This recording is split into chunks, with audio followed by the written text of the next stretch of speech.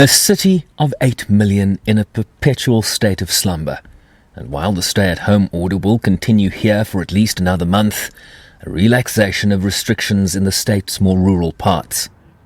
Right now, by the criteria that we have, which is basically from the federal CDC, we have certain regions that are poised to reopen, other regions where the numbers do not suggest they're in a position to reopen.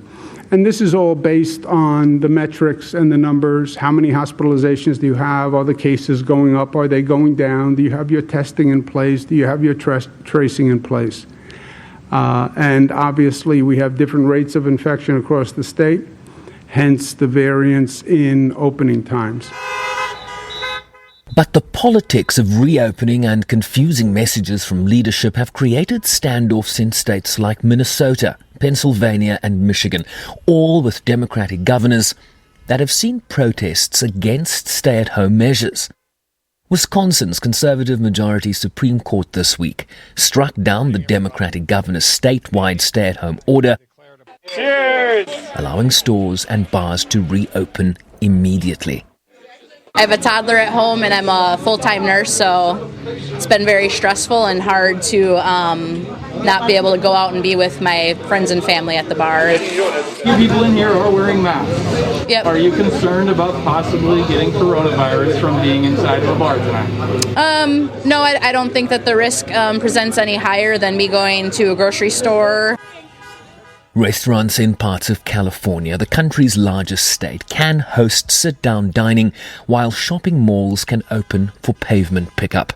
We worked with our health officials and to provide flexibility on spacing. What we want is physical distancing. Look, I am not naive, and no one should be. And I think one of the biggest mistakes we can make in this pandemic as we start to move into a reopening phase is somehow overpromise what it means. None of this means anything if customers don't feel safe. And none of this matters, in the spirit of your question, in direct response, if employees don't feel safe and don't want to come back to work. What we're trying to do is not let that happen. While the nation's top doctor again struck a note of caution this week.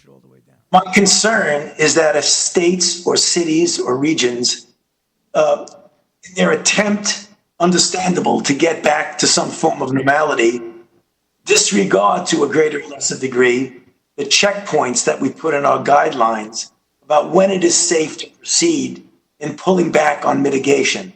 Because I feel if that occurs, there is a real risk that you will trigger an outbreak that you may not be able to control, which in fact, paradoxically, will set you back, not only leading to some suffering and death that could be avoided, but could even set you back on the road to trying to get economic recovery, because it would almost turn the clock back rather than going forward.